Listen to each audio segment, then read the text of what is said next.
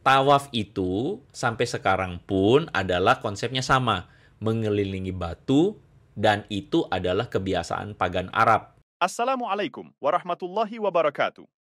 Halo semua, selamat datang di channel Jalan Lurus.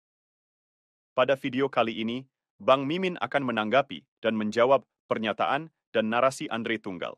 Pernyataan tersebut adalah tawaf yang dilakukan oleh umat muslim pada saat melaksanakan ibadah haji mengikuti konsep pagan kaum Quraisy. Apakah benar demikian? Bang Mimin akan bahas tuntas sesudah yang berikut ini, teman-teman.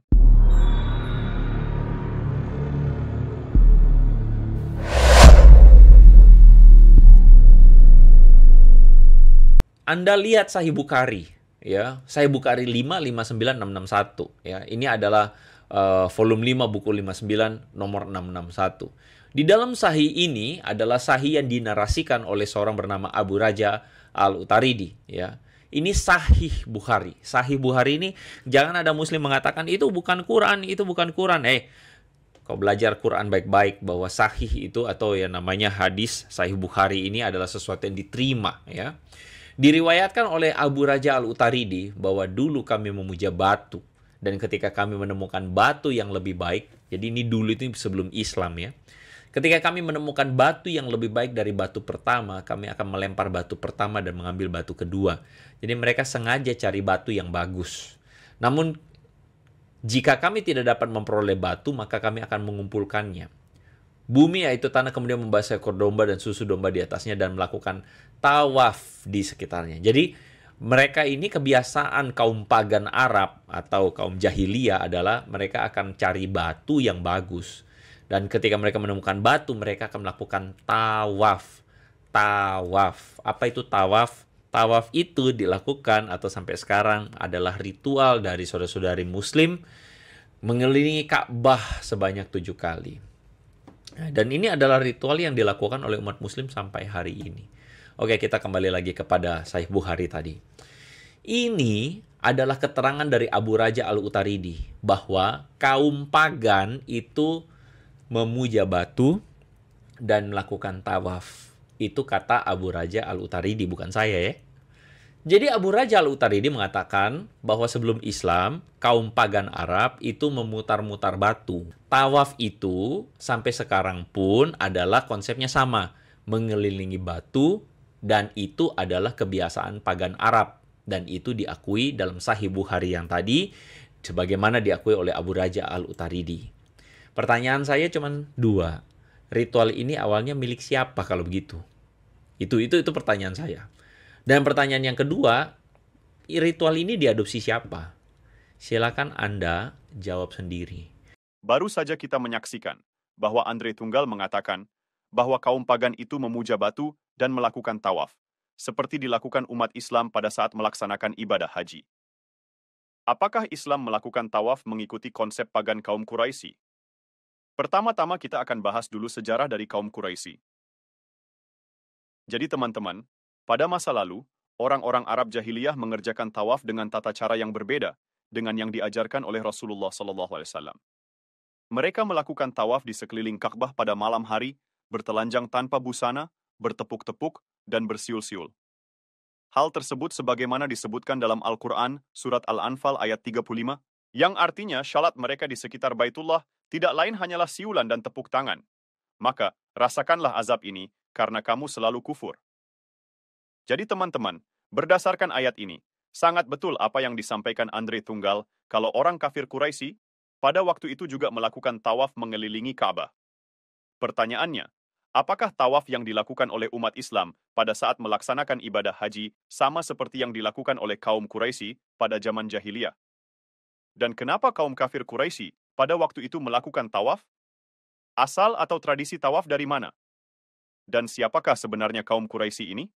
Untuk menjawab semua pertanyaan ini, Mimin akan menjelaskan asal-usul dan nenek moyang kaum kafir Quraisy terlebih dahulu. Suku Quraisy adalah suku bangsa Arab keturunan Ibrahim, yang menetap di kota Mekkah dan daerah sekitarnya. Klan-klan yang menetap di tengah kota disebut Quraisy Lembah, sementara yang menetap di daerah sekeliling kota disebut Quraisy Pinggiran. Suku Quraisy berasal dari keturunan Bani An-Nadhr bin Kinana, bin Khuzaimah bin Mudrika, bin Ilyas bin Mudhar, yang merupakan kakek Nabi Muhammad SAW yang ke-13. Maka yang disebut dengan Quraisy itu dimulai dari An-Nadr, lalu turun ke anak cucunya, bukan dari keturunan Kinanah ataupun semua yang berada di atasnya. Dari sejarah dan asal-usul kaum Quraisy, sudah sangat jelas bahwa kaum Quraisy juga melakukan tawaf mengelilingi Ka'bah, karena mengikuti tradisi nenek moyang dan pendahulu mereka, yaitu Nabi Ibrahim. Hanya saja dalam pelaksanaan tawaf, kaum Quraisy sangat menyimpang dan menjadikan pelaksanaan tawaf itu menjadi ritual penyembah berhala. Jadi di sini sudah jelas ya teman-teman. Jadi apa yang disampaikan oleh Andre Tunggal itu tidak benar kalau umat Islam melakukan tawaf itu karena mengadopsi ajaran pagan kaum Quraisy. Yang benar adalah kaum Quraisy dan umat Islam sama-sama melakukan tawaf mengelilingi Ka'bah karena mengikuti ajaran Nabi Ibrahim. Bedanya, kaum Quraisy melakukan tawaf sangat menyimpang dari ajaran Nabi Ibrahim. Sedangkan umat Islam melakukan tawaf sesuai dengan ajaran Nabi Ibrahim. Selain itu, umat Islam juga meluruskan dan membenarkan kembali tata cara pelaksanaan tawaf yang dilakukan oleh kaum Quraisy yang menyimpang dari cara tawaf Nabi Ibrahim. Jadi yang benar seperti itu teman-teman. Pertanyaan berikutnya adalah, kalau tawaf adalah perintah Allah kepada Ibrahim, apakah ada dalilnya? Jawabannya sangat jelas, ada di dalam Al-Quran. Nabi Ibrahim mendapatkan perintah Allah saat ditunjukkan Allah letak Ka'bah.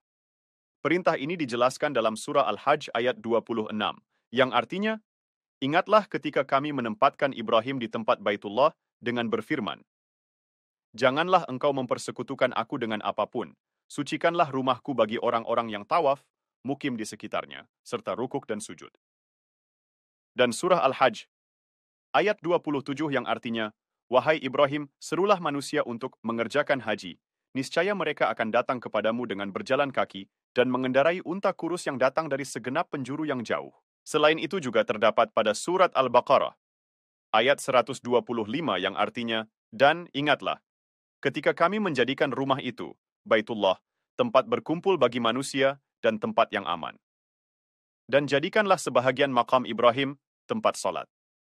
Dan telah kami perintahkan kepada Ibrahim dan Ismail, bersihkanlah rumahku untuk orang-orang yang tawaf, yang i'tikaf, yang ruku, dan yang sujud. Jadi teman-teman, ada banyak dalil dalam Al-Quran yang tentang perintah tawaf kepada Nabi Ibrahim jauh sebelum kaum Quraisy itu ada. Kaum Quraisy dan umat Islam sama-sama melakukan tawaf, mengelilingi Ka'bah karena mengikuti ajaran Nabi Ibrahim. Bedanya, kaum Quraisy melakukan tawaf sangat menyimpang dari ajaran Nabi Ibrahim. Sedangkan umat Islam melakukan tawaf sesuai dengan ajaran Nabi Ibrahim. Jadi teman-teman, ada banyak dalil dalam Al-Quran yang tentang perintah tawaf kepada Nabi Ibrahim jauh sebelum kaum Quraisy itu ada. Kesimpulannya adalah tawaf bukan mengadopsi ritual kaum Quraisy mengelilingi Ka'bah. Tapi kita melakukan tawaf untuk melaksanakan perintah Allah dalam Al-Quran. Sebagaimana Allah perintahkan kepada Nabi Ibrahim, jauh sebelum kaum Quraisy melakukan ritual mengelilingi Ka'bah. Jika Andre Tunggal mengatakan tawaf dalam ibadah haji merupakan adopsi konsep pagan kaum kafir Quraisy, pertanyaannya, bagaimana dengan konsep doktrin Trinitas itu sendiri dan konsep penjelmaan Allah menjadi manusia? Bukankah itu merupakan konsep pagan Romawi yang diterapkan pada ajaran kekristenan? Yang Mimin kutip dari pernyataan pendeta Erastus Sabdono. Yang pertama harus saya tegaskan bahwa di Alkitab itu tidak ada penjelmaan. Penjelmaan itu artinya berubah dari sesuatu keadaan atau suatu identitas, lahir kembali atau muncul menjadi manusia atau suatu pribadi atau suatu bentuk lain. Bentuk lain dari aslinya. Nah, kesalahan banyak orang Kristen itu, saudara, ketika mereka berkeyakinan bahwa Yesus itu penjelmaan. Firman menjelma menjadi manusia. Firman itu bukan pribadi, saudara. Itu sabdanya Tuhan. Tidak mungkin menjelma menjadi manusia. Jadi kalau di dalam Injil Yohanes nanti kita akan pelajari, pada mulanya firman atau pada mulanya logos. Logos itu sebenarnya menunjuk kepada Bapa di surga. Tunggu waktunya saya akan jelaskan. Ya, sekarang belum. Banyak orang mengasumsikan bahwa Yesus penjelmaan secara mistik. Firman menjadi manusia. Ini asumsi yang dipaksakan. Kita harus mulai mengoreksi hal ini. yang mungkin juga memang mengejutkan atau bisa mengguncangkan. Nurani kita harus dipertajam oleh pimpinan Roh Kudus agar kita menemukan kebenaran yang murni yang Allah wahyukan di zaman kita. Alkitab belum selesai dan tidak pernah selesai digali sampai sejarah bumi ini berakhir. Roh Kudus terus akan bekerja. Jadi kalau bicara soal penjelmaan itu dunia kafir begitu. Kalau dalam bahasa Inggrisnya pagan, dunia kafir. Kalau di pewayangan itu ada yang namanya titisan. Pernah dengar kata titisan?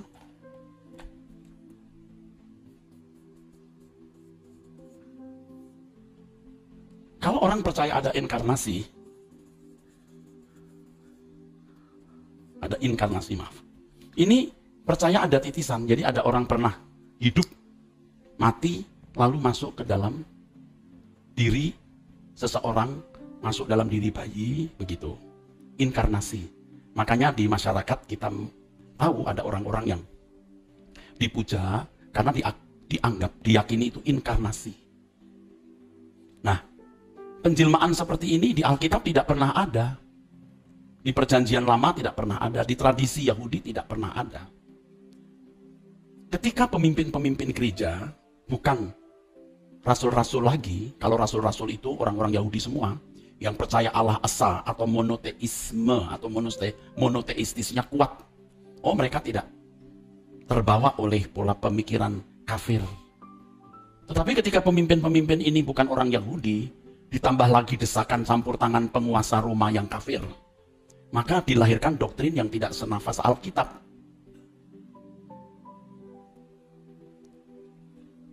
Hal ini terjadi pada konsili atau pertemuan pendeta-pendeta tahun 325 yang diprakarsai oleh Kaisar Konstantin yang waktu itu dia belum dibaptis. Bahkan menurut catatan masih berstatus imam dari agama kafir di Roma. Memprakarsai pertemuan para pemimpin gereja. Sebab Kaisar ini melihat makin kuat pengaruh Kristen. Dan tentara-tentaranya pun juga sebagian masuk Kristen. Tetapi sementara itu terjadi perdebatan-perdebatan. Nah, secara politis itu membahayakan bagi negara.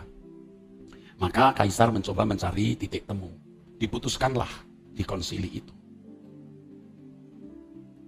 Mereka percaya bahwa Yesus itu penjelmaan dari Logos, dari firman. Dan itu terbangun sampai hari ini, saudara. Padahal kalau kita melihat Injil Matius, Markus, Lukas, tidak ada unsur penjelmaan ini, tidak ada. Yang ada Injil Yohanes. Itu pun bukan penjelmaan maksud saya. Yang ada unsur yang bisa dianggap penjelmaan, itu Injil Yohanes. Padahal maksud Injil Yohanes, saudara-saudara, itu bukan mau menjelaskan firman Allah menjelma jadi manusia. Bukan begitu. Injil Yohanes mau menunjukkan bahwa yang bernilai tinggi itu bukan filsafat Yunani, tapi firman. Begitu, saudara. Seperti yang kita saksikan, pendeta ini sangat jujur dan berani mengatakan bahwa kepercayaan tentang teologi atau doktrin reinkarnasi Yesus adalah sebuah konsep pagan yang tidak pernah ada di dalam Alkitab. Karena faktanya, doktrin reinkarnasi Yesus pertama kali ada pada Konsili Nikea tahun 325 Masehi yang diprakarsai oleh Kaisar Konstantin, yang pada waktu itu Kaisar Konstantin masih menjadi imam atau pemuka agama pagan. Pernyataan dari pendeta ini ternyata sejalan dengan pemaparan dari Paul William, yaitu seorang peneliti Bible, di mana setelah menempuh pendidikan studi Alkitab, Paul William juga keluar dari agama Kristen. Jesus Now and Then by Richard A. Burridge and Graham Gould. Now, Richard Burridge, as I say, is Dean of King's College, one of the great theological colleges in Britain. He's Professor of Biblical Interpretation. He's also a Church of England priest. He's a believing Christian. And he wrote this book with Gould, who is a lecturer also at King's College in patristics. And this is what they say. It is almost inevitable that the theologians of the early church will appear to have read Scripture in a very naive way when they took it as evidence that Jesus was a divine person, become human, in other words, the incarnation. They took what to us seem like very vague hints. 2nd century became the basis of the doctrines of the Trinity and incarnation. Now, this is heavy historical theology. I'm not necessarily going to unpack it all here. Needless to say that the doctrine of the Trinity did not exist in the 1st century or the 2nd century. What predominated, I remember studying this at university, was this logos theology in the 2nd century. Logos is the Greek word meaning word or reason, and it was identified as Jesus. This doctrine is heavily influenced by pagan philosophy, Plato's ideas, the Greek philosopher from the 5th century BC. Sekian dulu dari Mimin ya teman-teman. Jika pembahasan dan materi yang Mimin paparkan di channel ini, jika teman-teman menilai ada manfaatnya, silahkan share atau bagikan video ini kepada teman-teman muslim yang lain. Terima kasih telah menonton video ini. Mudah-mudahan ada manfaatnya buat kita sebagai umat Islam. Sampai jumpa di video berikutnya. Wassalamualaikum warahmatullahi wabarakatuh.